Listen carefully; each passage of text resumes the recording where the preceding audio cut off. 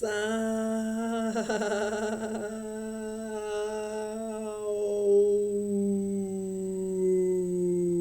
salve, salve, salve, salve, salve, salve, salve, salve, salve, salve, salve os Seguianos da Terra. Bom, hoje nós vamos falar, portanto, de um assunto muito complicado.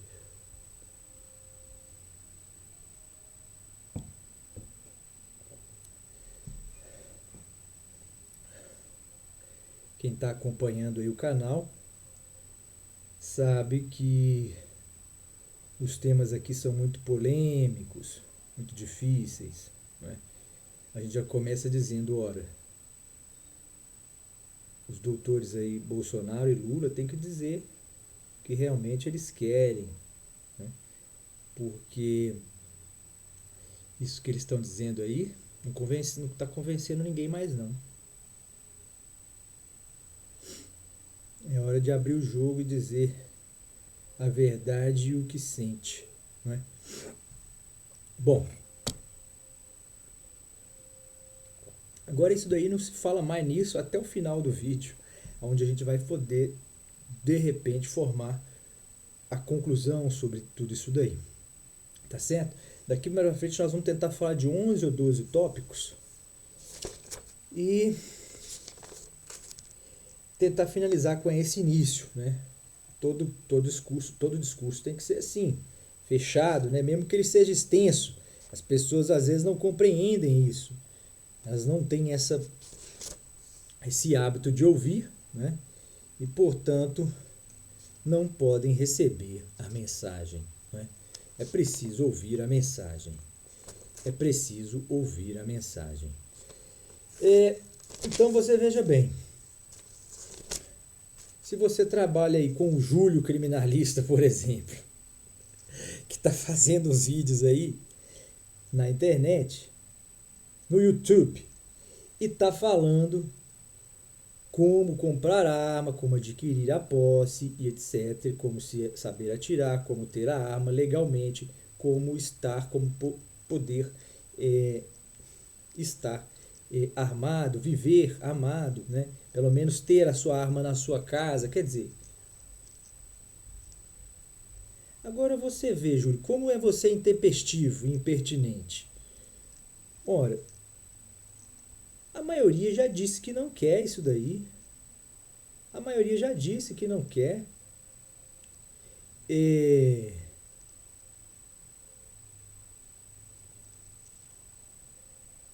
Será que isso aí é ilusão nossa? Será que eu estou tão enganado nisso que eu não procurei trazer nenhuma prova para isso daí? Você me perdoa. Eu venho, às vezes, eu sou advogado, na vida de advogado, a gente aprendeu. Eu aprendi uma coisa que é engraçado que os outros advogados não aprendem. Que é o seguinte, às vezes nem sempre a gente, agindo de boa fé, nem sempre a gente tem que estar com todos os documentos em mãos, aqueles que comprovam os nossos atos. Em certas ocasiões a gente vai contando que o outro tenha ou faça uso do bom senso, né?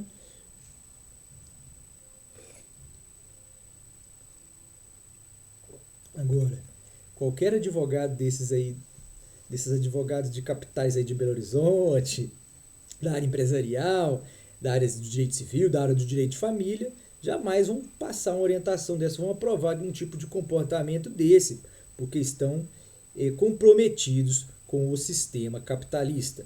É isso que eu quero falar para aquele doutor lá, para aquele doutor, eu anotei o nome dele aqui, ó, o Nelson Freitas, esse palhaço Nelson Freitas, né? E já vocês vão entender que não se trata de nenhuma ofensa, aliás, isso aí deve ser um elogio para ele. Claro que eu estou me referindo ao palhaço, ao papel que se interpreta, ao tipo de profissão ou de arte ou de ofício, aonde um ser humano que se diz dotado de razão transforma-se aos olhos dos outros um completo idiota, o perfeito idiota. Aquele idiota que é amado, mas, no fundo, todos usam o seu nome para difamar os outros. Todos usam o seu nome e a sua alcunha para difamar os outros. Né? Não é assim que faz o Sergiano. O Sergiano faz diferente. Ele diz, olha, nesse seu ato de interpretar e de formar e construir personagens ou ficções, você se esquece da sua responsabilidade. Aí você vai e entra para falar de honestidade. E fala um monte de baboseira, como um palhaço deve fazer, né? E esquece do compromisso. É o puxão de orelha que a gente tem dado aí naqueles amigos nossos que ficam defendendo a arte, né? Ou a piada, ou o humor, o escárnio, né? Quer dizer, do outro, né? Aí, nesse caso, eu estaria falando para o Danilo Gentili, que há muito tempo nós ouvimos ele dizer isso. Isso ficou engasgado no Sergiano. E não teve jeito. É porque a gente a gente até esperou que ele se retratasse, né? Porque a gente tem um carinho especial pelo Danilo. Agora, ele sofreu muito, esse menino. Quem viu a história dele sabe. Esse menino sofreu muito. Ele perdeu os pais ou a mãe. Eu sei que esse menino sofreu muito a vida dele. E ele é capaz que, com toda a felicidade que ele tem hoje, ele não talvez seja capaz de preencher o vazio que ficou no seu passado. Eu acho que ele ainda está fazendo isso. Agora, é lamentável que isso aconteça nas sociedades. Porém, Danilo, a gente não pode tentar passar esse mesmo sofrimento ou colocá-lo como média ou colocá-lo como referência para uma criação seja de um pensamento ou de uma doutrina filosófica. Né? Porque vocês, certo ponto aí, vocês não estão criando nenhuma doutrina, Nelson Freitas, mas você está endossando a doutrina que estão pagando você para fazer isso. Agora você veja bem, você acha que alguém vende o corpo? Ninguém vende o corpo. Você, por exemplo, criticar uma meretriz, né? Você não pode fazer isso, porque ela não vende o corpo, ela faz a troca pelo dinheiro. É diferente. Aí você fala, mas estão reduzindo aí o corpo, a imoralidade está acabando com o corpo.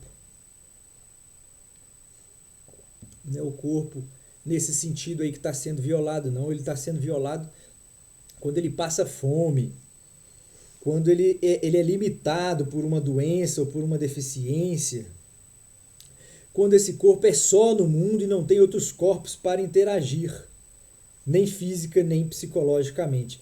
Há uma série de pessoas que estão vivendo esse estado e essa circunstância. Agora, as pessoas não julgam as outras, não têm preconceito ou fazem discriminação por causa da sua cor, da sua raça, do seu credo, do seu comportamento, da sua orientação sexual, nada disso. Tem tão pouco pela sua religião, nós já falamos, né?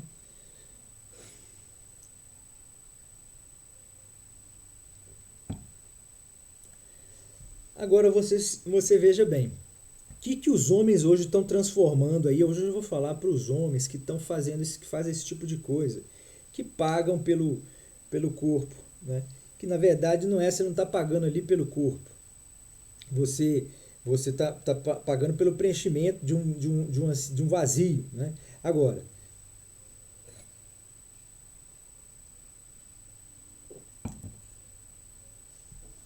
o ato sexual ele é normal, ele é natural. Porém, isso é um ato cultural humano? É difícil a gente pensar agora como deixar isso para trás, né? O fato de que nós fazemos sexo ou transamos para além da função, né? Com intuitos ou com objetivos, para além deste que é o fundamental de procriar-se, né? Que agora nem está deixando, que agora está deixando de ser fundamental, né? Inclusive, bom,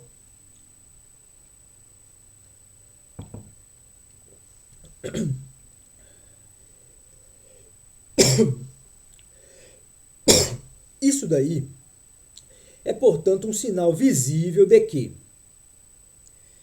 o que está em jogo aí é o dinheiro. É o dinheiro. Não é? É o dinheiro. Não é? Agora você veja bem, quem está pagando talvez seja muito pior daquela que está recebendo. Não é? Agora, a sociedade deveria se opor a isso. Por que esse tabu aí também não foi questionado? Não sob o ponto de vista da moral, como às vezes pretende o Bolsonaro, mas sob o ponto de vista da razão filosófica. Isso é um problema, uma moralidade tão antiga.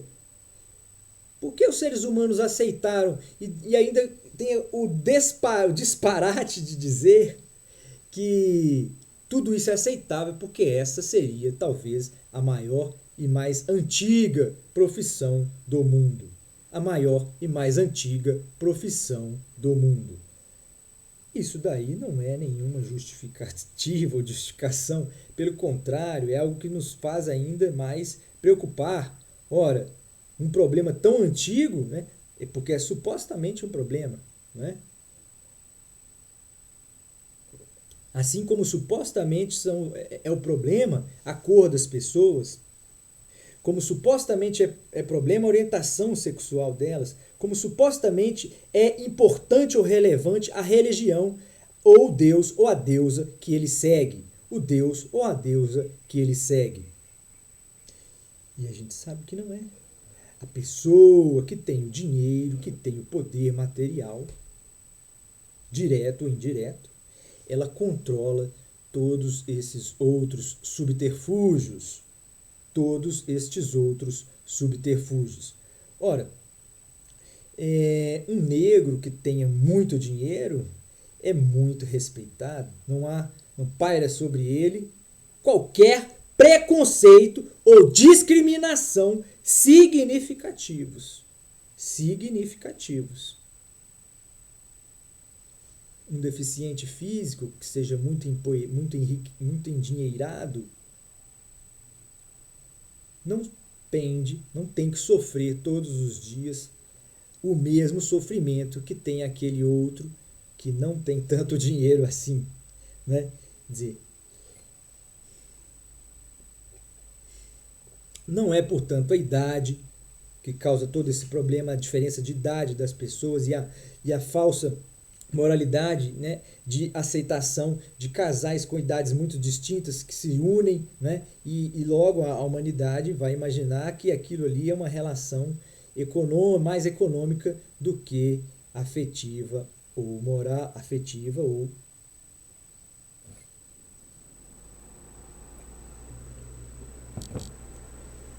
olha,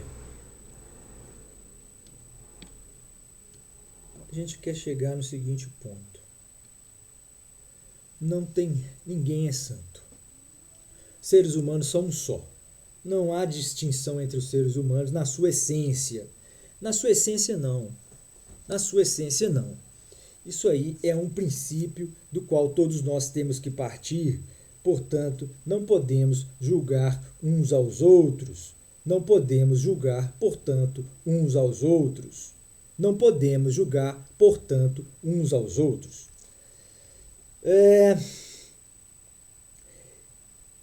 E também a gente não precisa de tratar e esgotar esse assunto de uma vez só.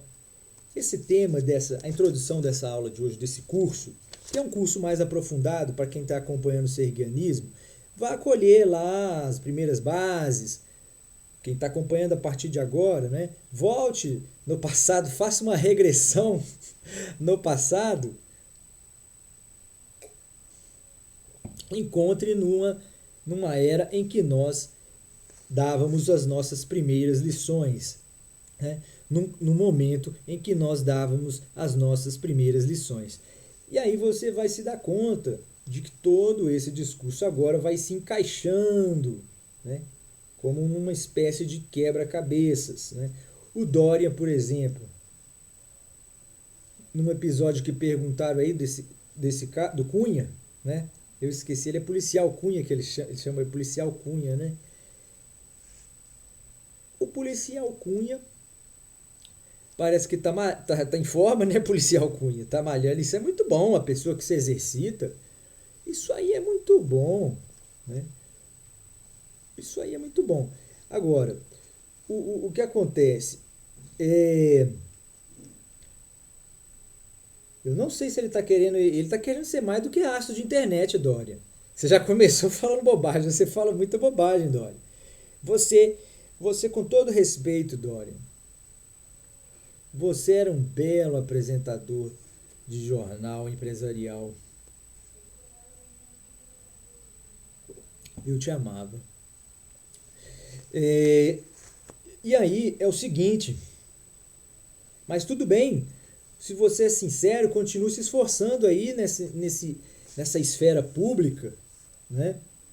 Procure encontrar a sua verdade e a sua razão e expô-la verdadeiramente ao mundo e ao universo, né?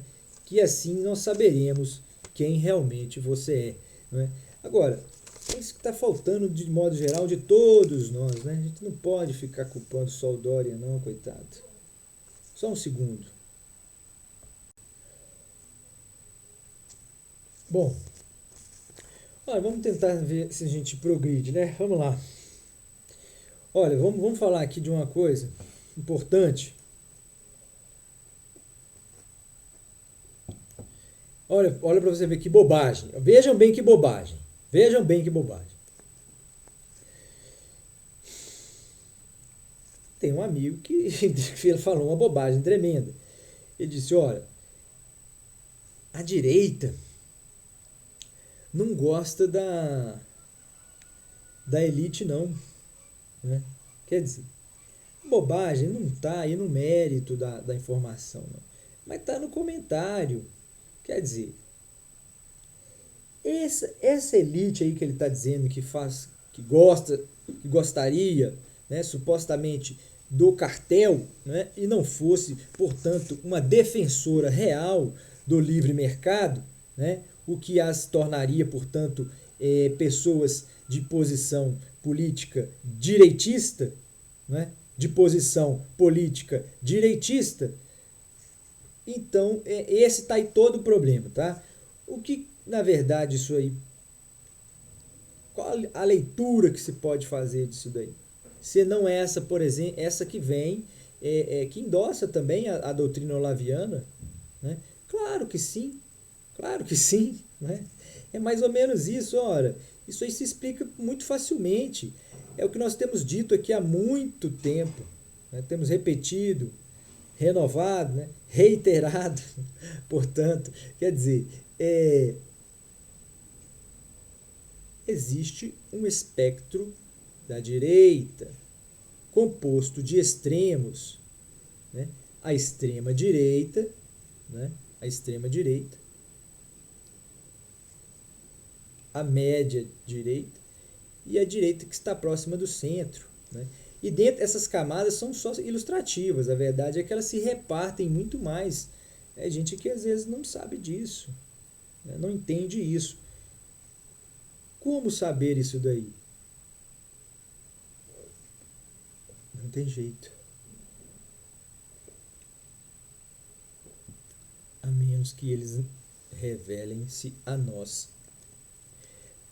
É uma situação que, inclusive, podem surgir declarações, inclusive, falsas. Né? Como é que a gente vai... O mundo já se torna incontrolável. Os seres humanos já perderam o domínio do mundo. É um tipo de percepção que, às vezes, as pessoas não têm. E que para a qual a gente está chamando atenção o tempo todo. Não dessa maneira deselegante, né? Não dessa maneira deselegante, mas de uma maneira técnica, né? De uma maneira técnica. Esse controle, então, precisa ser reassumido, né? Porque, por exemplo, você pensa aí nas pessoas fanáticas aí pela fé, né? Fanáticas aí pela verdade, por exemplo. Pessoas fanáticas pela verdade. Eu não sei quando ficou estabelecido que a verdade seria o nosso maior objetivo e a nossa maior razão de viver. Eu não me lembro quando ficou estabelecido que é melhor a liberdade do que a vida, é melhor a vida do que a liberdade. Eu não sei quando ficou esclarecido que por falta de conhecimento o meu povo pereceu. Quer dizer, isso aí a gente sabe, foi na Bíblia. Isso aí a gente sabe quando ficou estabelecido. Isso aí era para o povo lá, seguia lá naquela ocasião a Bíblia lá. Isso era um texto normativo que alcançou todo esse tempo depois, mas ele foi feito principalmente ali naquele momento para um contexto político, né? O futuro não havia, não existia ainda, né? Todo o futuro foi formado pelas nossas crenças, seja na verdade ou na mentira que nos contaram. Agora, o que é verdade? É uma chama viva. Depois que ela se apaga, não existe mais. Vocês não entenderam isso.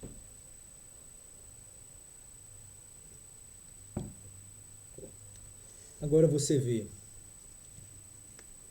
as pessoas insistem em falar que o mundo vai mal porque o homem está amando mais o mundo do que o céu. Meu Deus do céu, não é nada disso não. O homem tem que amar o mundo sim, mas ele não está amando, ele está amando mais o céu do que o mundo. Boa parte das pessoas, essas que são religiosas, né? Se dizem religiosas, que às vezes são ateus, na verdade, né? Não praticantes, ateus não praticantes. Então eles ficam nesse meio aí, ó, nessa massa cinzenta, que pega, ora crê em alguma coisa, ora não crê em nada. Depende da circunstância e do momento da sua vida, né? Que fatos acontecem ou sucedem à sua frente, qual a sorte que você tem no mundo, se você é uma pessoa desejada pelos outros, respeitada, ou se você não tem nenhum respeito de ninguém e, portanto, não respeita ninguém. Não respeita ninguém.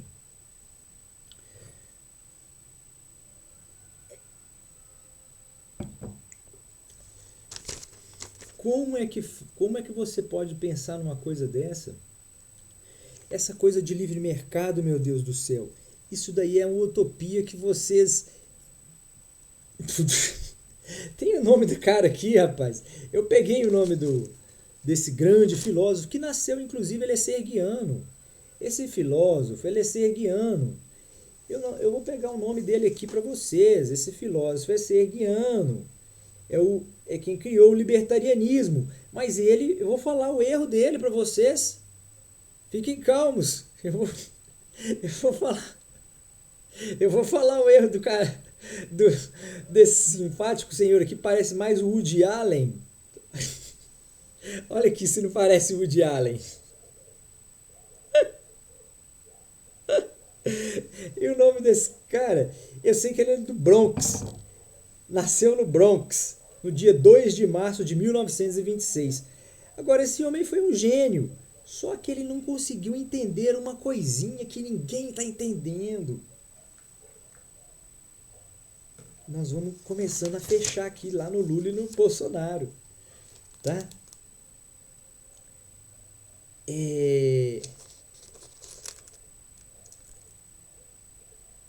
Aqui, que é o elemento da equação que ninguém entendia.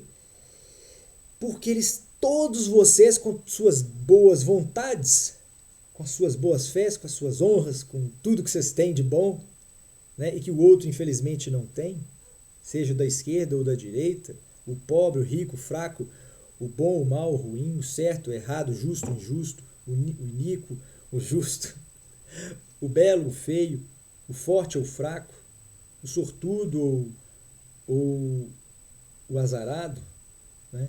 Quer dizer, tudo isso daí você tem que cobrar de pessoas como essas que estão aí, né? Estão dizendo que representam o povo. De que forma vocês representam o povo? De que forma filosófica vocês representam o povo? É isso que a gente precisa saber, né? Não é dessa forma aí mercantil e eleitoral que vocês falam, não, né? É de uma forma filosófica, tá?